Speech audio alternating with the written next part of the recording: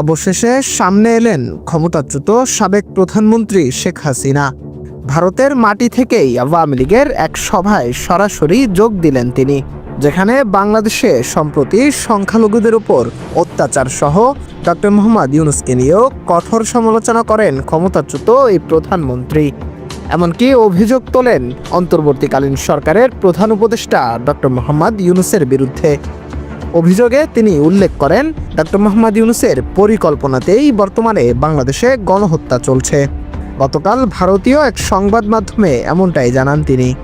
অন্যদিকে নিউ ইয়র্কের ব্যারন মিডিয়ার আয়োজিত জনসভায় বাংলাদেশে ইসকনের ওপর হামলার বিষয় নিয়ে তীব্র নিন্দা জানিয়েছেন সাবেক এই প্রধানমন্ত্রী।